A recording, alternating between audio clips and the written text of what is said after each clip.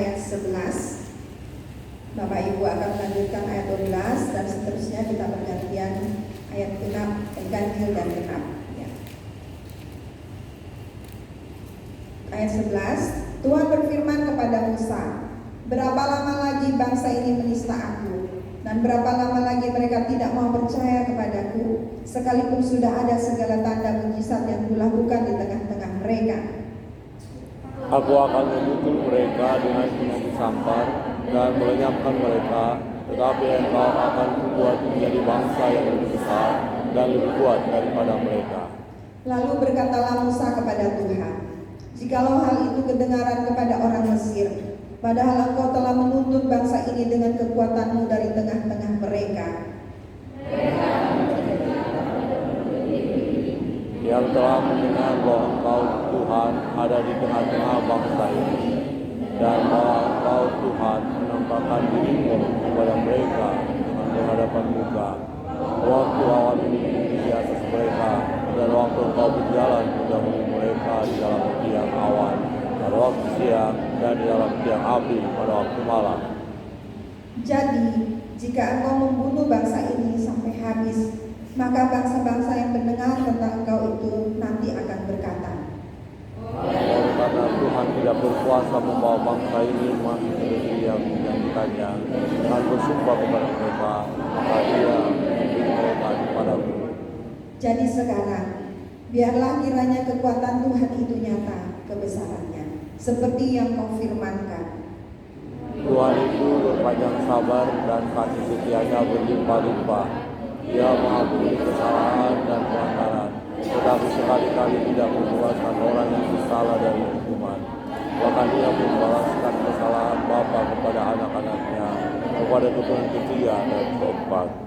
Ampunilah kiranya kesalahan bangsa ini sesuai dengan kebesaran kasih setiamu, seperti yang kau telah mengampuni bangsa ini mulai dari Mesir sampai kemari. Amin. Amin. Kita sudah membaca dan merenungkan firman Tuhan. Begitu luar biasa, dan Tuhan memberkati setiap kita yang membaca, merenungkan, terlebih yang melakukan. Bapak Ibu Saudara sekalian, yang lalu saya sudah menyampaikan kepada saudara semua tentang mental pemenang. Kita belajar dari Yosua dan Kaleb di ayat yang lalu. Kita selesai sampai pada saat itu melihat bahwa Tuhan menyatakan kemuliaannya, memberikan pembelaan kepada hamba-hambanya. Dia menyatakan dirinya di atas di kemah pertemuan. Tetapi tampaklah kemuliaan Tuhan di kemah pertemuan kepada semua orang Israel. Kita selesai di sana. Bagaimana Yosua dan Kaleb menjadi orang-orang yang tetap berpegang kepada kebenaran firman Tuhan, tidak ragu, tidak melihat pada masalah. Kita sudah belajar tentang orang Israel, bagaimana mereka melihat diri mereka lebih kecil daripada janji Tuhan, daripada Allah mereka sendiri. Sementara Yosua dan Kaleb tetap berpegang melihat Allahnya yang besar dan janji Allah yang luar biasa. Pagi ini saya ingin mengajak kita merenungkan bagian ini, doa syafaat Musa. Tapi ada yang beberapa hal yang kita bisa pelajari. Yang pertama di situ adalah tentang dosa orang Israel. Ya, dan ini sangat sangat urgent sekali dalam arti Tuhan mengatakan di situ di dalam ayat yang ke-11, ya. Tuhan berfirman kepada Musa, berapa lama lagi bangsa ini menista aku, dan berapa lama lagi mereka tidak mau percaya kepadaku, sekalipun sudah ada segala tanda mujizat yang kulakukan di tengah-tengah mereka. Nah, ini satu kebenaran yang kita perlu pikirkan di dalam kehidupan kita sebagai orang percaya. Seringkali orang kata, aku melayani Tuhan, aku percaya kepada Tuhan, tapi terbanyak di dalam kehidupan kita melihat bahwa seringkali kita lebih tidak percaya kepada Tuhan. Dan di sini satu kebenaran yang bisa kita lihat adalah bahwa jika orang sudah mengalami banyak pertolongan Tuhan, melihat banyak tanda-tanda di dalam kehidupan, bukan hanya melihat tapi mengalaminya, lalu kemudian dia tidak percaya, itu konsekuensinya lebih besar. Alkitab berkata bahwa kalau kita banyak tahu, kita juga banyak dituntut. Ya. Sehingga di sini satu kebenaran pertama yang utama juga di dalam kehidupan kita sebagai orang percaya adalah bahwa jangan sampai kita tidak percaya. Nah, kalau kita tidak percaya, itu sama dengan menista Tuhan. Nah, itu mengerikan sekali, saudara. Dosa orang Israel itu adalah mereka menista Tuhan dengan sesuai dengan arti katanya. Mereka menolak, mereka mencela dan merendahkan Tuhan. Mereka tidak mau percaya kepada Tuhan. Nah, di dalam ini merupakan akar yang sangat pahit di dalam kehidupan seseorang jika dia menjadi tidak percaya. Orang bisa bersungut-sungut itu karena tidak percaya. Kalau dia percaya akan Tuhan, akan janji Tuhan, dia tidak akan bergeming sekalipun situasi itu menjadi sulit. Kita sudah pelajari yang lalu dari Yosua dan Kaleb. Kota-kota yang didatangi itu, yang diintai itu memang orang-orangnya luar biasa, ya, orang-orang enak yang gede-gede, kota-kota berkubu. Tetapi kita belajar dari Yosua dan Kaleb, mereka tetap berpegang kepada janji Tuhan. Sementara terbanyak dari orang Israel, mereka lebih percaya kepada mayoritas yang memberitahukan hal-hal yang buruk. Bahkan di situ ada poin yang saya tekankan pada waktu itu adalah mereka melihat diri mereka kecil, lalu kemudian berkata orang-orang itu juga melihat kami kecil seperti belalang. Padahal mereka tidak pernah kontak dengan orang-orang itu. Kenapa? Karena pemikirannya itu lebih negatif dibandingkan melihat bahwa Allah yang sudah membawa mereka dari Mesir sampai di tanah itu adalah Allah yang luar biasa. Nah, saudara, ketidakpercayaan itu, ya mungkin kalau pemula ya Tuhan mungkin tidak akan seperti itu. Tapi apa yang dikatakan oleh Tuhan, berapa lama lagi mereka menista aku dengan tidak percaya, padahal sudah begitu banyak mujizat. Nah, kita tahu bahwa keluarnya bangsa Israel dari tanah Mesir, mereka diiringi dengan mujizat-mujizat yang sangat luar biasa. Mulai dari yang kecil-kecil yang bisa ditiru oleh para nujum orang Mesir, sampai dengan kematian anak sulung yang tidak bisa ditahan oleh para nujum, ya, para ahli-ahli mereka, tidak bisa. Itu mereka sudah lihat. Nah, rupa-rupanya mujizat-mujizat yang mereka alami itu tidak bisa membuat mereka tetap teguh berdiri. Kalau mereka mengenal Allah mereka yang sangat luar biasa, saya percaya, saudara, ada banyak orang melihat mujizat, tapi tidak pernah mengimaninya, menghidupinya di dalam diri. Kalau kita mengalami secara pribadi itu sebenarnya menjadi orang percaya itu jangan cuma dengar kata orang, oh ya mujizat ini, mujizat itu. Alami Tuhan, sehingga kita tahu persis Allah kita itu seperti apa. Nah, orang Israel ini sudah mengalaminya. Tapi saya heran, saudara, dari hampir 3 juta orang itu yang keluar dari sana, hanya 2 orang ini yang memiliki iman yang teguh kepada Tuhan. Orang Israel terbanyak dari mereka tidak. Dan itu sangat mengerikan, saudara. Tuhan langsung mengatakan bahwa berapa lama lagi, Tuhan jenuh melihat. Saudara, kita perhatikan hati Tuhan di sini. Ketika melihat orang percaya yang mengatakan diri percaya kepada Tuhan, tetapi berulang-ulang kali bersungut-sungut. Kenapa dia bersungut-sungut? Karena dia tidak benar-benar percaya bahwa Allahnya itu sanggup. Kita sangat bersyukur, saudara, kita orang perjanjian baru itu punya kekuatan, di mana ketika kita percaya, kata Alkitab Efesus 1:13 berkata, ketika kamu percaya, kamu dimeteraikan oleh Roh Kudus yang dijanjikan. Tinggal di dalam Yohanes 14 mulai ayat 15, Yesus berkata, aku tidak tinggalkan kamu sendiri, aku akan minta pada Bapa supaya dia mengirim penolong yang lain. Dia akan tinggal di dalam kamu dan menyertai kamu selama-lamanya. Jadi kalau kita belajar dari orang perjanjian lama, nah kalau oh ya Roh Kudus tidak tinggal dalam mereka, oke. Sekarang kita orang perjanjian baru. Kalau kita masih sampai ragu akan Tuhan, itu keterlaluan. Ya, kalau orang Israel ini kan bahwa Tuhan tidak tinggal sama mereka masing-masing, tapi mereka di bawah perlindungan tiang awan dan tiang api yang begitu luar biasa. Saya membayangkan ya sekarang, wah, 3 juta orang berdiri di padang gurun, lalu mereka dipayungi sama payung besar, siang gak kepanasan, ya, malam gak pernah gelap, terang aja terus. Itu hebat sekali. Apa yang kurang? Ya kalau ditanya apa yang kurang dari mereka itu, ya kurang aja. Bukan kurang apa, kurang aja saudara. Dalam arti apa? Tidak menghargai Tuhan yang sudah bersama-sama dengan mereka, berjalan bersama-sama dengan mereka. Nah, orang Israel betul-betul menyedihkan hati Tuhan. Saudara, kita benar-benar di sini bisa melihat hati Tuhan. Ya, sedih sekali Tuhan membayangkan melihat mereka. Berapa lama lagi mereka itu menista aku? Jadi saudara, ketidakpercayaan seseorang, ya, terutama yang sudah percaya Tuhan, ya. Kalau orang di luar sana nggak usah dipikirkan. Tapi orang-orang yang sudah percaya kepada Tuhan, lalu kemudian bersungut-sungut dan meragukan Tuhan, hati Tuhan itu sedih. Ketika saudara melakukan satu pelanggaran di hadapan Tuhan, hati Tuhan betul-betul sedih.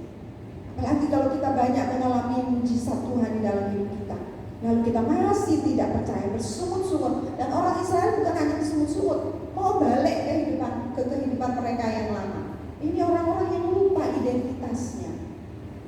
Ya, identitas mereka kan sebagai umat pilihan Allah, yang sudah dipilih, dikeluarkan dari tanah Mesir, sudah dibilang nanti kamu akan aku bawa ke suatu negeri yang berlimpah susu dan madu, yang bagus semuanya Tuhan sudah siapkan.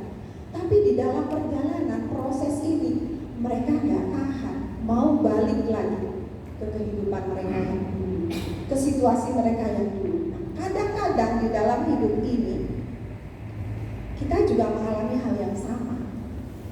Ketika situasi menjadi sulit, kita lebih melihat kesulitannya daripada kita melihat kepada Allah yang sudah membimbing kita dari hari mana kita berjalan.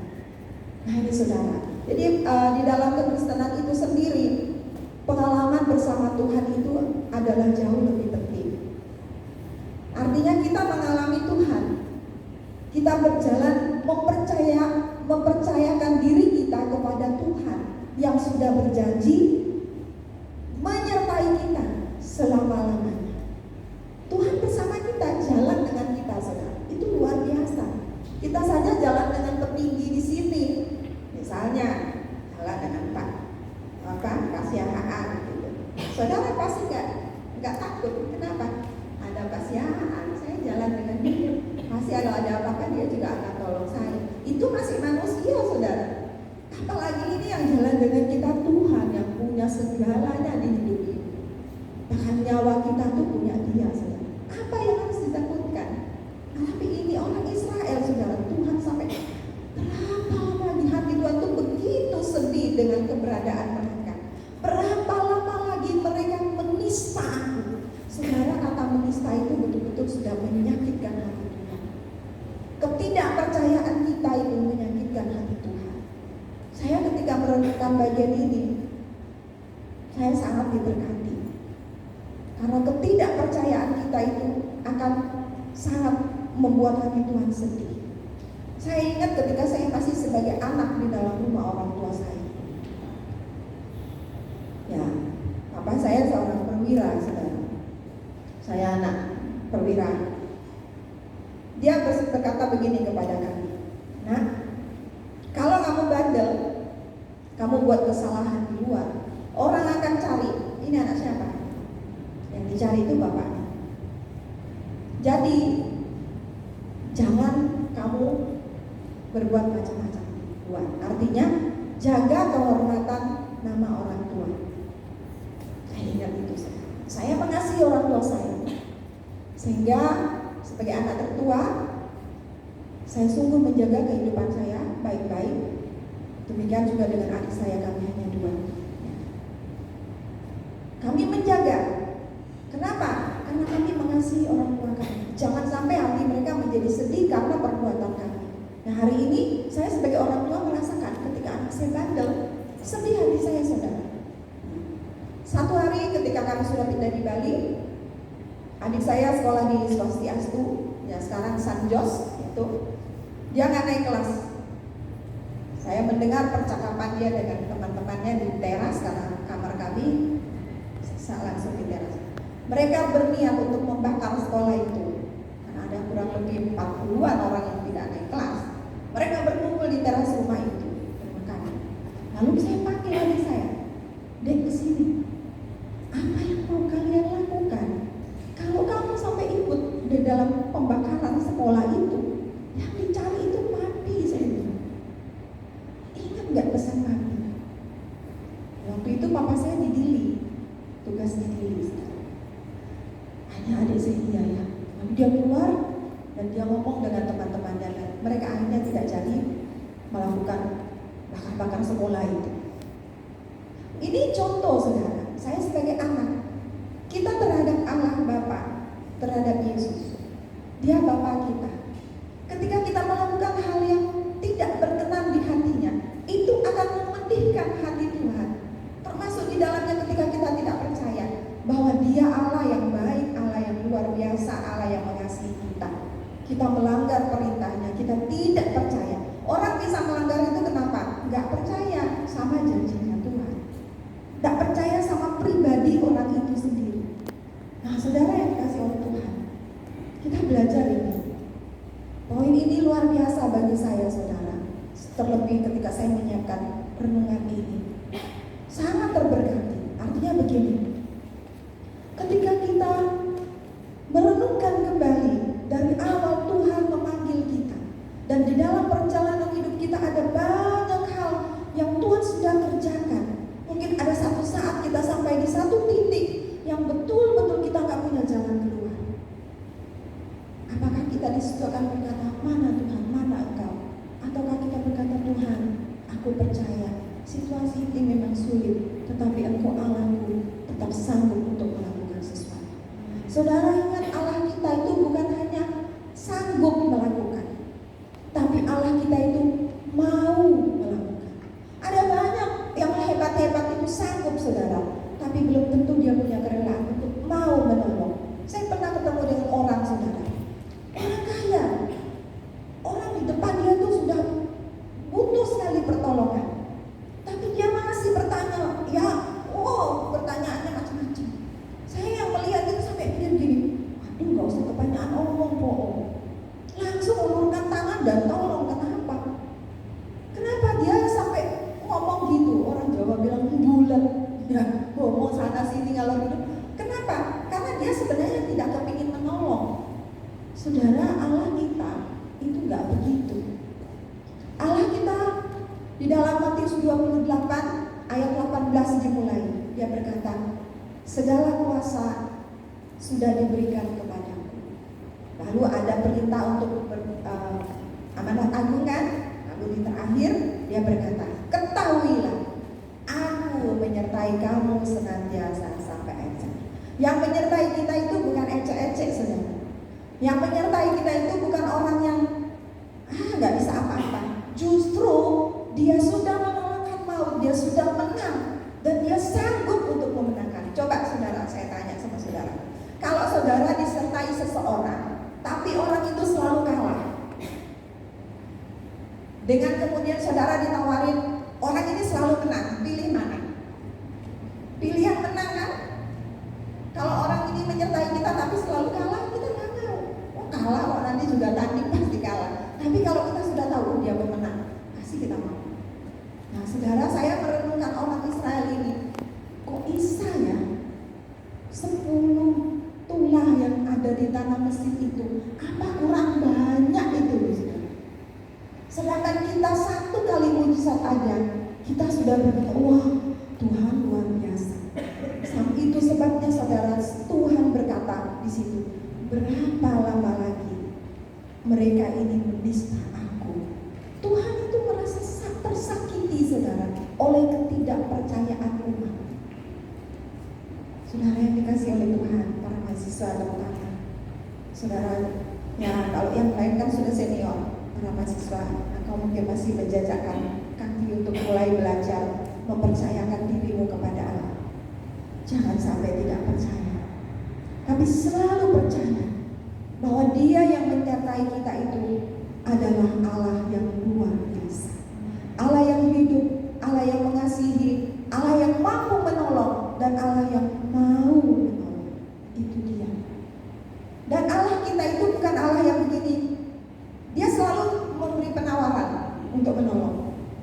Saudara ingat ketika Tuhan Yesus masuk ke kota Nain, ada usungan jenazah yang keluar. Tuhan, ibu Nain itu tidak mendatangi Yesus dan berkata, tolong Yesus, kita hidupkan anakku. Enggak, saudara. Alkitab memberi catatan apa? Maka tergeraklah hati Yesus oleh belas kasihan. Allah kita itu Allah kita itu Allah yang seperti ini, saudara. Punya belas kasihan. Enggak tunggu orang minta tolong. Ketika dia melihat orang itu membutuhkan pertolongan, dia akan langsung menjawab, melakukan pertolongan. Itu yang luar biasa, saudara. Nah, ketika saya merenungkan tentang orang Israel, saya sampai mikir gini, ya ampun, kok bisa ya orang Israel seperti itu ya? Padahal Tuhan yang berjalan bersama dengan mereka itu gak kurang-kurang menolong mereka. Tapi kok bisa mereka seperti itu? Tapi itulah yang terjadi. Dan akhirnya, saudara, lihat satu kebenaran. Ketidakpercayaan itu akan mendatangkan hukuman, saudara. Mari saya ajak melihat satu kebenaran yang lain di dalam Markus 16. Nanti kita akan kembali ke sini. Markus 16 ayat 16 mulai. Ya. Markus 16 ayat 16. Dikatakan begini. Siapa yang percaya dan dibaptis akan diselamatkan. Nah, ini saya kira sudah tahu PI. Yang sudah percaya baru dibaptis ya. Karena itu butuh pengakuan. Baptisan itu butuh pengakuan dulu. Baru baptis itu proklamasi merdeka. Nah, ya, tapi bagian yang kedua di sini dikatakan, tetapi siapa yang tidak percaya akan dihukum. Jadi saudara, yang tidak percaya itu jelas akan dihukum.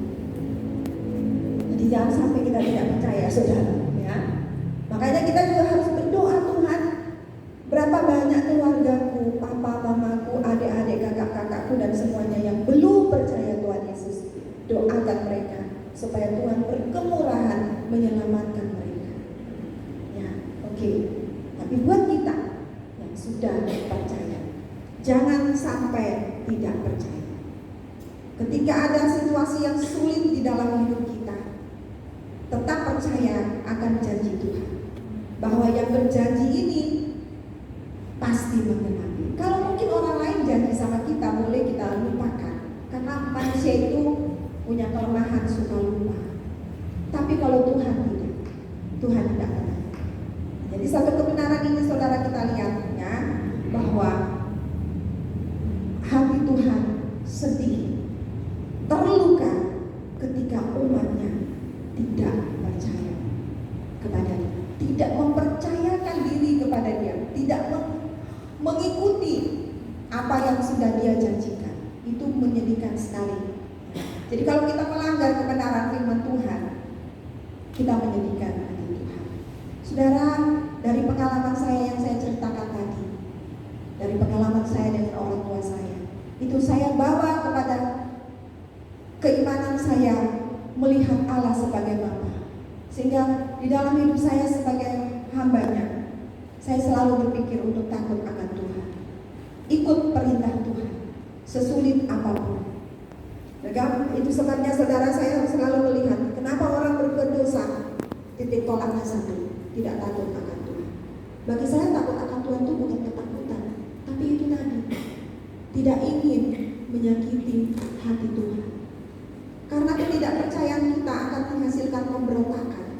Makanya yang lalu kan saya di dalam yang saya bahas itu, yang poin yang kedua adalah tetapi jangan memberontak terhadap Tuhan. Memberontak itu apa? Yaitu tadi, tidak percaya. Ketika tidak percaya, berontak saudara, melawan, mengikuti maunya sendiri. Nah, memberontak itu belum tentu juga kayak perang-perangan saudara. Tidak. Kadang-kadang terlihat kayak halus begitu, halus saja. Tapi kita sudah berontak saudara. Di dalam hati kita sudah berkata, apa sih itu? Aku tak takut. Toh Tuhan gak lihat. Aku berbuat saja. Tapi kalau saudara takut akan Tuhan, saudara ingat, Dia besertaku, berjalan bersama. Jadi mau buat apa saja saudara sudah pikir, iya ya, orang saudara, papa, mama saya aja tidak jadi bodyguard saya 24 jam.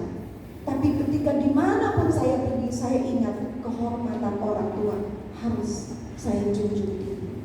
Itu saya belum bertobat, saudara. Apalagi setelah saya bertobat umur 17 tahun.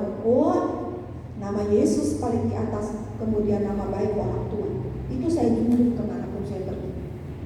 Sehingga kemanapun saya pergi, saudara, saya selalu ingat, iya, kalau saya berbuat begini, kalau saya dusta sama orang, kalau saya berzina, kalau saya begini, siapa yang sakit? Tuhan.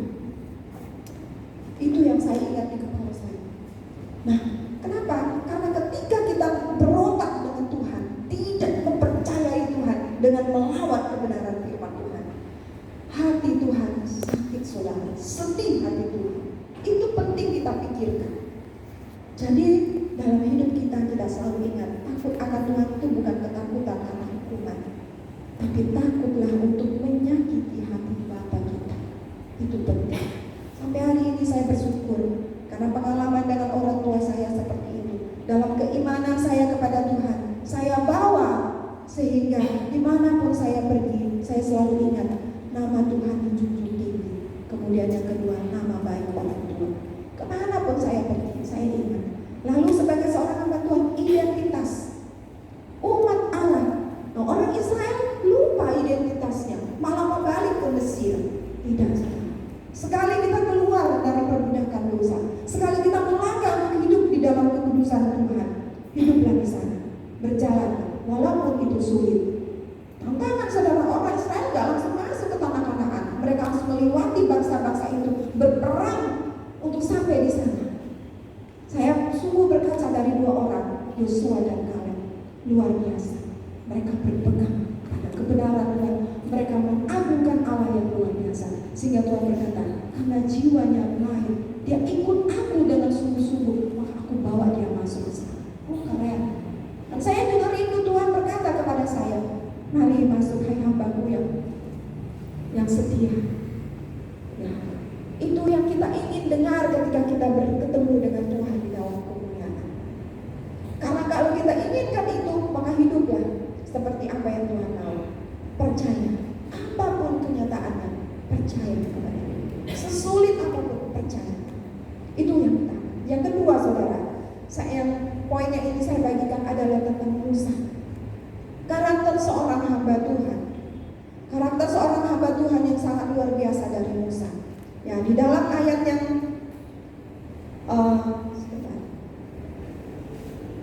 kita kembali pada bilangan tadi ya.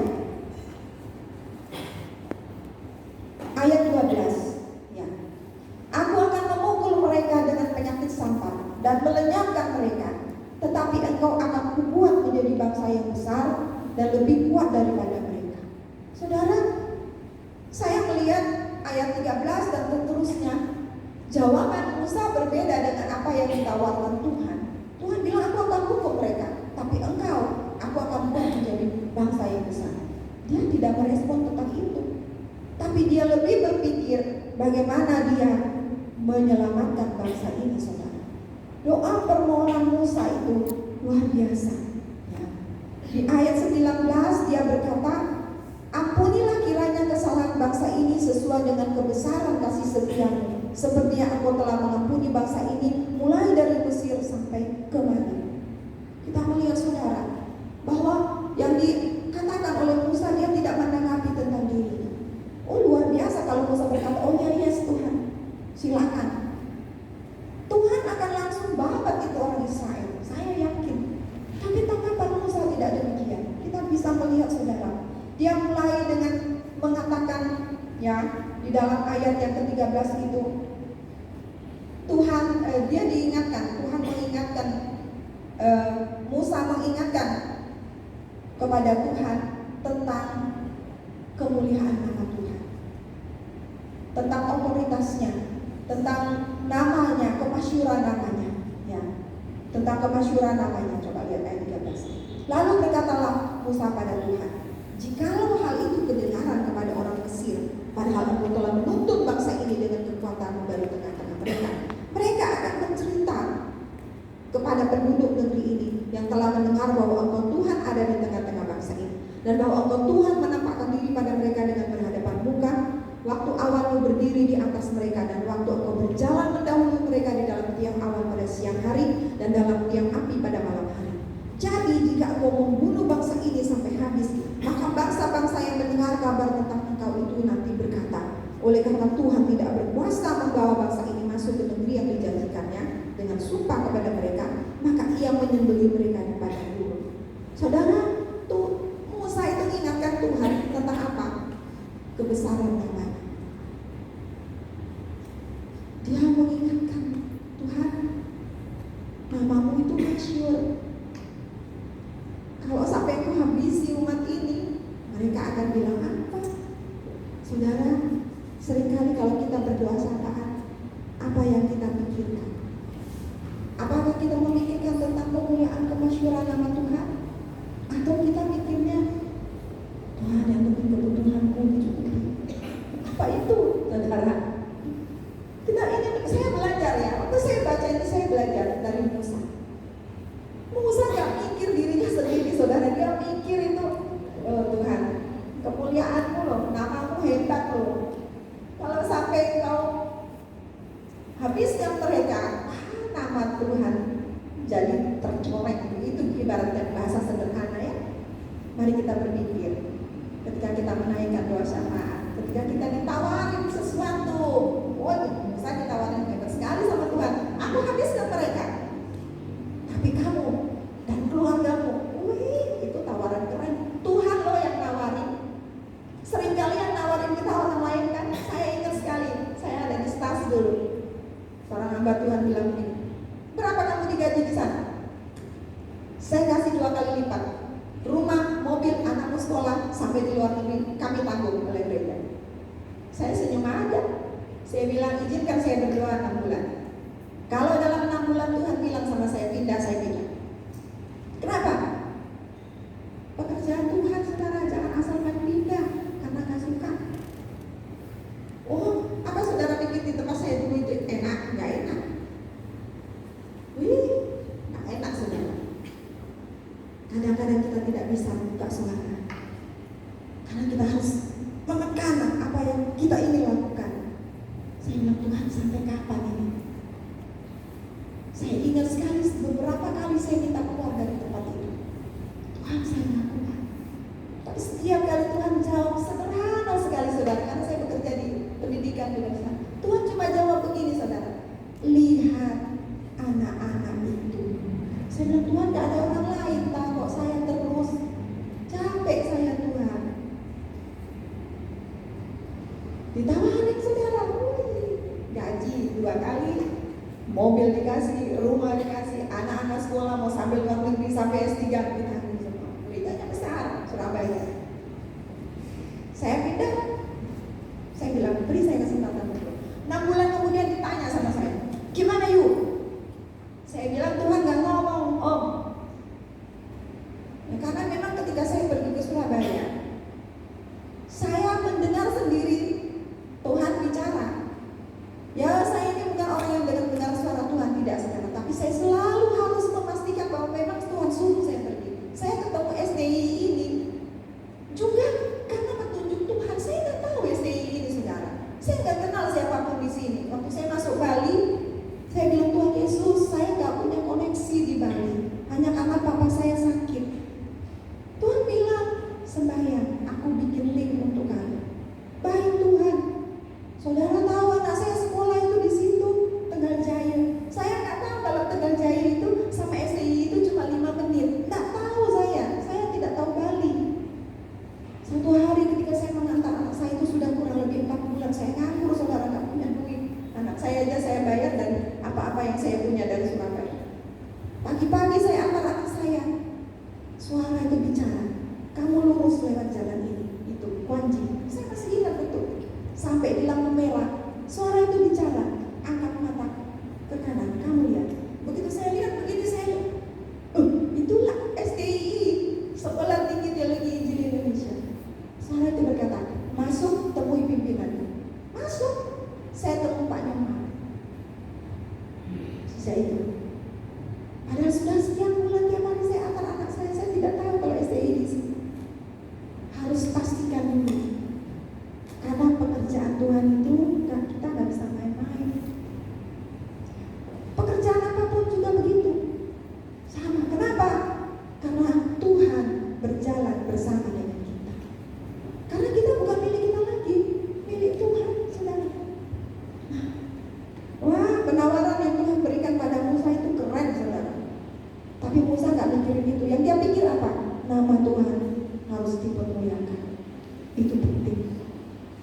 kedua, dia ingat, ya,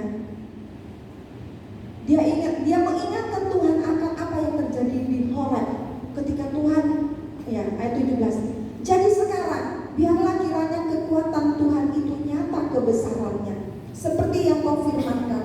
Tuhan itu berpanjang sabar dan kasih setianya berlimpah-limpah. Ia mengampuni kesalahan dan pelanggaran, tetapi tidak sekali-kali membebaskan orang yang bersalah dari hukuman. Bahkan ia membalas kesalahan bapa kepada anak-anaknya, kepada keturunan yang ketiga dan keempat. Dia mengingatkan Tuhan, kamu kan sudah pernah berfirman. Mengingatkan Tuhan akan boleh tidak apa. Ya, ketika saudara sedang berdoa untuk keluarga, ingat di Kisah Rasul itu ada bilang satu orang bertobat dalam satu keluarga, maka satu keluarga itu diselamatkan. Waktu saya berdoa juga untuk pembantu saya, karena dia satu-satunya yang belum percaya waktu itu di keluarga saya bilang, Tuhan, pembantu ini bukan lagi pembantu, tapi dia adalah keluarga.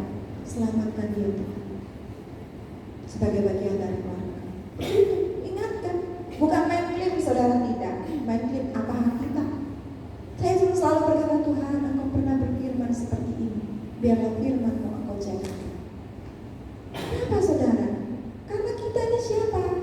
Kita ini loh hamba-Nya Tuhan. Gak main-main klaim saudara, ya.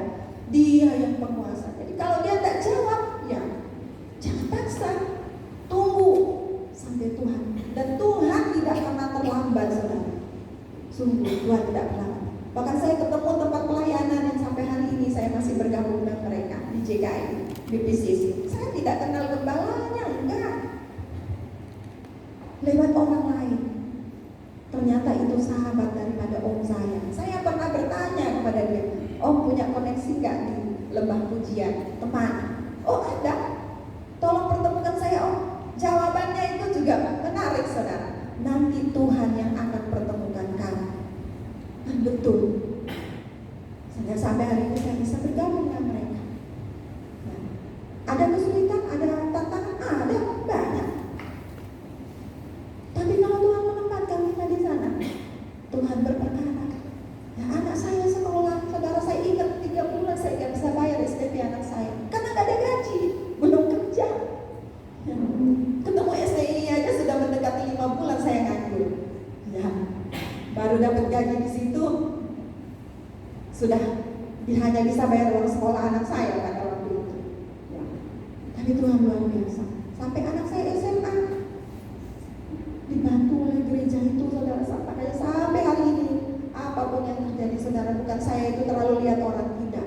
Ingat kebaikan orang, tidak mungkin saya lupakan itu. Saya tetap bertahan di sana sekalipun ada banyak tantangan. Tapi ya, Musa mengingatkan apa yang Tuhan sudah janji, apa yang Tuhan katakan. Dan luar biasa saudara. Yang menarik itu di situ ayat 20 saudara. Itu menarik sekali buat saya. Coba saudara lihat. Berfirmanlah Tuhan, Aku mengampuninya sesuai dengan permintaanmu. Saudara ingat kan, doa orang benar itu besar kuasanya. Nah ini dia. Keren. Kenapa? Motivasi Musa bukan untuk diri sendiri. Kemuliaan Allah, keselamatan umat. Kalau kita egois dengan diri kita, saya Tuhan, gak akan Tuhan kasih, percaya saya. Tapi kalau yang kita lihat supaya nama Tuhan dipermuliakan di dalam apa yang sedang kita doakan sebagai pendoa syafaat, dan supaya umat itu, hati Tuhan dilembutkan dan umat itu diselamatkan, saya percaya. Seperti kata ini saudara, ini ayat 20 ini sangat memberkati saya. Berfirmanlah Tuhan, Aku mengampuninya sesuai dengan permintaanmu. Dia nggak bilang, yes Tuhan lakukan saja, saya jadi bangsa yang besar. Enggak. Saya baca sampai akhir, tidak ada kalimat seperti itu. Nah, saya bersyukur. Nah, saya merenungkan 2 poin itu tadi. Jangan sampai kita tidak percaya. Karena kalau kita tidak percaya, kita akan berontak dan itu menyedihkan hati Tuhan. Kita yang sudah diselamatkan, biarlah selalu senangkan hati Tuhan, bahagiakan hati Tuhan. Kalau Tuhan disenangkan saudara, apa yang dia tidak kasih? Coba, saya saja sebagai mama ya. Kalau anak saya bandel, saya rada-rada tapi ketika dia butuh pertolongan, hati mama itu gak mungkin gak nolong. Anaknya bandel loh. Tapi apalagi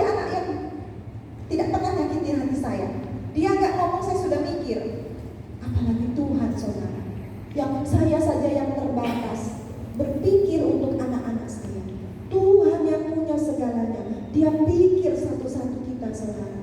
Jangan sakiti Tuhan dengan ketidakpercayaan. Senangkan hati dia nurut kepada Tuhan. Ikuti apa yang dia mau. Karena dia memperhatikan kita sampai persatu. Dan sebagai seorang hamba Tuhan itu, kalau sebagai anak, sebagai hamba Tuhan seperti Musa, pikirkanlah kemuliaan Tuhan dan pikirkanlah keselamatan umat. Di dalam setiap doa yang kita naikkan, biarlah itu yang kita pikirkan, sehingga Tuhan menjawab kita seperti apa yang kita rindukan. Dan kita melihat mereka bertumbuh seperti apa yang Tuhan mau. Walaupun kemudian di sini dikatakan Tuhan memang menghukum orang-orang yang sudah melihat mujizat, Tuhan bilang tidak akan masuk, tapi generasi kedua itu akan masuk. Artinya tadinya Tuhan akan menghabiskan mereka semua sampai anak cucu, tapi karena doa yang dinaikkan Musa, generasi kedua beroleh kesempatan. Kenapa? Karena yang dipikirkan Musa, Tuhan namamu besar, kalau sampai engkau habiskan mereka, apa jadinya dengan aku?